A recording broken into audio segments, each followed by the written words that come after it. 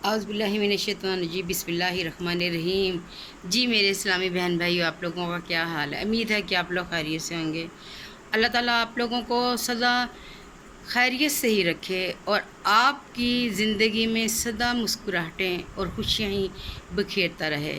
آمین ثم آمین۔ آپ لوگوں کی جو بھی جائز حاجات ہیں، جو آپ لوگوں کے دل کی خواہشیں ہیں، اللہ تعالیٰ اپنی رحمت سے پوری کر دے اور آپ لوگوں کو ہمیشہ ہی خوش و خرم اور لمبی زندگی آپ لمبی زندگی کے لیے دعا کیا کریں نا، تو ساتھ کہا کریں کہ یا باری تعالیٰ صحت تندرستی کے ساتھ، کیونکہ صحت تندرستی بہت ضروری ہے۔ تو اللہ تعالیٰ ہم سب کو صحت تندرستی والی زندگی دے تاکہ ہم لوگ انجوائے کر سکیں۔ آپ لوگوں نے اکثر دیکھا ہوگا کہ جب ہم لوگوں کی صحت نہیں اچھی ہوتی، ہم بیمار ہوتے ہیں، تو ہمیں کوئی چیز اچھی نہیں لگتی، ہمارے سامنے کوئی خوشی نہیں نظر آتی ہم لوگوں کو۔ ہمارے سامنے کچھ بھی ہو رہا ہو تو ہم لوگوں کا کیا تھا، دل پریشان ہوتا ہے، ہم لوگ غمگین ہوتے ہیں، کیونکہ جب ہماری صحت نہیں صحیح ہوتی تو نہ کچھ کھانے کو دل چاہتا ہے اور نہ ہی ہمارا کسی خوشی میں حصہ لینے کو دل چاہتا ہے۔ تو یقین مانیں کہ جب انسان پریشان ہوتا ہے یا اس کی زندگی میں غم ہوتے تو اسے کچھ اچھا نہیں لگتا۔ تو اس لیے ایک دوسرے کے لیے دعا کیا کریں، سب ایک دوسرے کے لیے دعا کیا کریں کہ یا باری تعالیٰ ہم پہ اپنی رحمتیں نازل کر، ہم لوگوں کو اپنی جو آپ کی رحمتیں اور شفقتیں ہیں نا، وہ ہم پہ ہمیشہ اب اسی طرح قائم دائم رکھ کہ ہم لوگ اپنی زندگی میں مسکراتے ہوئے ہنستے ہوئے نظر آئیں۔ یا باری تعالیٰ تو رحیم ہے، تو کریم ہے، تیرے گھر کسی چیز کی کمی نہیں ہے، تو بس ہماری زندگی میں بھی سکون رکھ باری تعالیٰ۔ یا اللہ تعالیٰ ہم پہ اپنی رحمتیں کر دے۔ بیماریاں پریشانیاں، جتنے لوگ ہاسپٹل میں بیمار ہیں، یقین مانیں جب کسی بیمار کو میں دیکھتی نا، میرا دل پھٹ جاتا ہے، کیونکہ ڈرپیں لگی ہوں، یہ سارا سین میرے سے برداشت نہیں ہوتا۔ یہ جب سے عبداللہ گیا ہے، میرا دل ایسے ہوتا ہے کہ یا اللہ کوئی بیمار نہ ہو۔ میرا دل اندر سے اس طرح سے ہو گیا کہ میں کسی کی بیماری کا سنتے میرا دل پھٹ جاتا ہے، میرا دل ایسے ہوتا ہے کہ یا اللہ کوئی نہ بیمار ہو، سب کو شفائے کاملہ عطا فرما، کیونکہ بیماری بہت بری چیز ہے۔ ہاسپٹل کے نام سے مجھے ڈر لگنے لگا۔ میں اچھا خاصا اپنا بچہ لے کے گئی تھی، صحت مند تندرست، صرف پیٹ میں درد تھی نا، ویسے تو وہ چلتا پھرتا ہنستا مسکراتا سارا کچھ تھا۔ تو اب مجھے بہت ڈر لگتا ہے، تو اس لیے میری دن رات دعا آتی کہ یا اللہ کسی کو بیمار نہ کریں، کوئی ایسی بیماری میں نہ ہو کہ جس کا علاج نہ ہو اور وہ پریشان ہو۔ وہ وقت گزارا میں نے، تو اس لیے میں کہتی ہوں یا اللہ کسی پہ ایسا وقت نہ آئے، کسی پہ ایسی نوبت نہ آئے کہ کوئی پریشان ہو۔ اور انتہائی اس طرح مجبوری ہوتی ہے کہ انسان کے پاس اتنا پیسہ نہیں ہوتا، کیونکہ ڈاکٹرز نے تو کہنا ہے کہ آپ لوگ ٹیسٹ کروا لیں، آپ یہ چیز کریں، اور ہم لوگ اتنے اس طرح مجبور ہوتے ہیں کہ ہم لوگوں کو کچھ نہیں سمجھ آ رہی ہوتی کہ ہم نے کیا کرنا ہے۔ کیونکہ انسان جب مجبور ہوتا تو پھر وہ کہتا ہے میں یہ جیسے مرضی ہوئی میں کام کر لوں۔ میں ایک دفعہ کا واقعہ بتاتی ہوں کہ میری نند کو کرونا ہو گیا تھا، تو میں نا اپنی نند کے ساتھ وہ ہاسپٹل گئی، ان کے بچے تھے وہاں پہ، انہوں نے مجھے کچھ پیسے دیے کہ ممی سارے ہی وہ ہو گئے ہیں ٹیسٹ۔ ایک بات بتانے لگی ہاسپٹل کی، انہوں نے کہا کہ نا یہ سارے ٹیسٹ ہو گئے ہیں تو ان ٹیسٹوں کی نا رپورٹیں صبح آئیں گی۔ میں نے کہا ٹھیک ہے۔ انہوں نے مجھے 3 پتہ نہیں اس طرح کے پیسے دیے، ویسے ممی اپنے پاس رکھے، کوئی ضرورت پڑ جاتی ہے۔ اچھا جی، وہ چلے گئے۔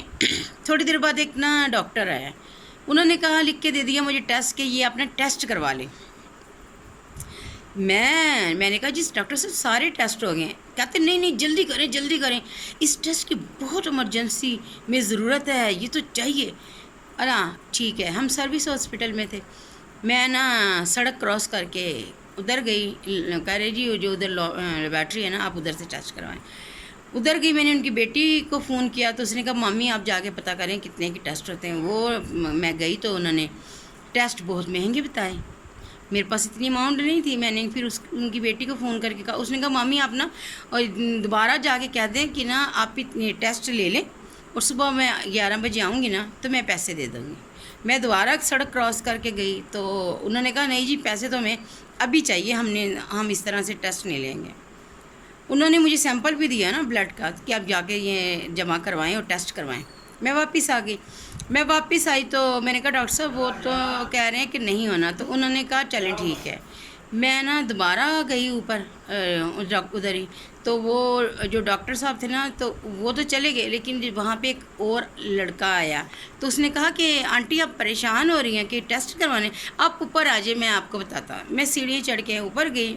اوپر لائبریری تھی، لیبارٹری تھی جس میں ٹیسٹ وغیرہ کرتے تھے ہاسپٹل کا۔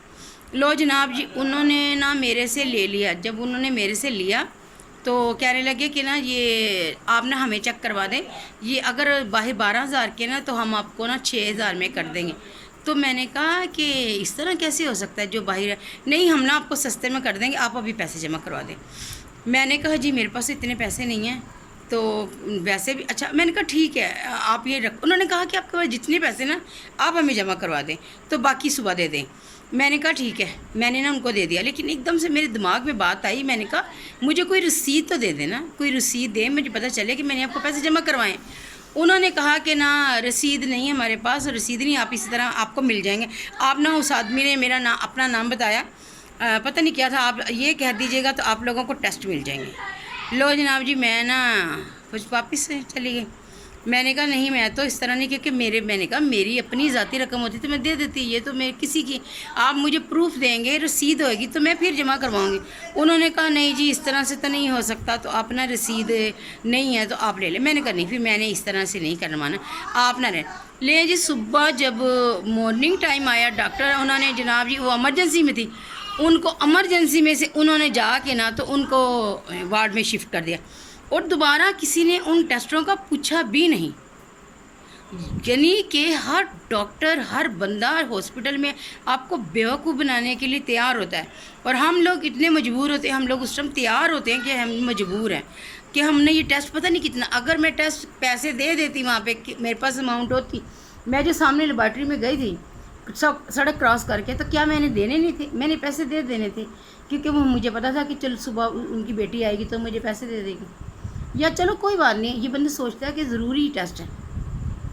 تو دیکھیے کہ آپ لوگ جب جائیں تو اپنی نا تھوڑی بہت عقل یوز کریں ہاسپٹلس میں جہاں بھی، کیونکہ ہر بندہ جو ان سے ہے تیار ہے لوٹنے کے لیے، اور جب انسان کے پاس جو تنہا دار بندہ ہے اس کے پاس پیسے اتنے زیادہ نہیں ہوتے، تو میں آج آپ کو ایک ایسا وظیفہ بتاتی ہوں کہ جس کو کرنے سے آپ کی تنخواہ، آپ کی ترقی بہت جلدی ہوگی انشاءاللہ۔ تو آپ لوگوں نے کیا کرنا ہے، جمعے والے دن عصر کے بعد، جمعے والے دن آپ نے جمعہ کی نماز پڑھ لینی ہے، پھر آپ نے جب عصر کی نماز پڑھنی اس کے بعد آپ نے اس طرح سے کرنا ہے کہ اول و آخر دروشی پڑھنا ہے۔ 3 دفعہ آپ نے دروشی پڑھ لیا، درود ابراہیمی پڑھا کریں۔ میں بار بار کہتی کہ اس درود کی نا اہمیت اتنی زیادہ ہے کہ اس کو نماز میں بھی اللہ تعالیٰ نے ہمیں پڑھنے کا حکم دیا، تو اس کا کیا مطلب ہے کہ یہ درود بہت اہم ہے، بہت اس کی فضیلت ہے۔ درود سبھی بہت اچھے ہیں، درود پاک تو نبی پاک صلی اللہ علیہ وسلم پہ ہم لوگوں نے سلام بھیجنا ہے، لیکن درود ابراہیمی کی اپنی ایک الگ شان ہے۔ تو آپ نے 3 دفعہ درود ابراہیمی پڑھ لینا، اور اس کے بعد 13 دفعہ آیت الکرسی پڑھنی، اور پھر آپ نے دعا مانگنی ہے کہ یا باری تعالیٰ، اللہ تعالیٰ ہماری جو تنخواہیں ان میں اضافہ فرما دے، ہماری ترقی ہو جائے۔ اور جو لوگ جاب کرتے ہیں، جو کام پہ جاتے ہیں، ان کو تو اس چیز کی بہت ضرورت ہوتی ہے کہ ہماری تنخواہ بڑھ جائے، کیونکہ تنخواہ پر سارا دار و بدار ہوتا ہے، صحت، تندرستی، خوراک، بچوں کی تعلیم، ہر چیز جس کا انحصار ہے وہ ہماری تنخواہوں پر ہی ہے۔ تو اس طرح آپ نے یہ چند عرصے کرنا ہے، 11 دن یا 21 دن کرتے رہیں۔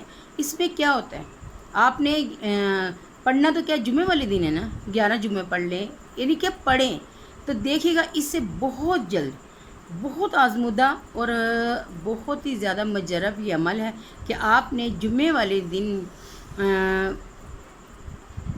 عصر کی نماز پڑھنے کے بعد اول و آخر 3 دفعہ دروشی شروع میں اور آخر میں، اور 13 مرتبہ آیت الکرسی پڑھ کے دعا کریں کہ ہم جو کام کریں اس میں اللہ تعالیٰ ترقی دے دیں۔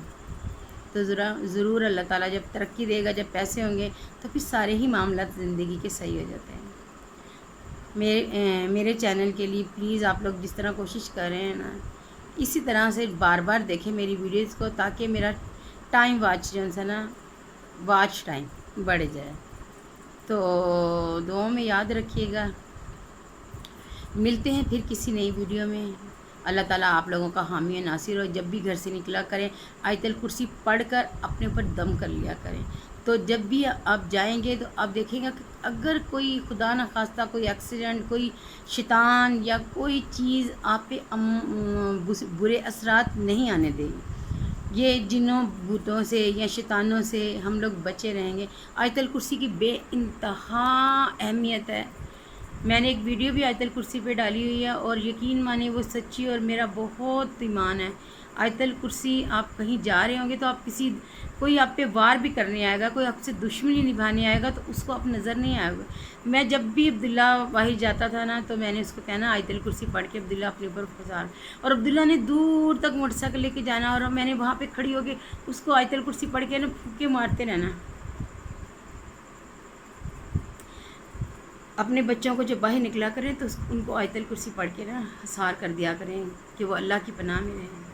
چھوٹی چھوٹی باتیں ہیں اسلام کی، دین کی، جو ایک دوسرے کو بتایا کریں، شیئر کیا کریں.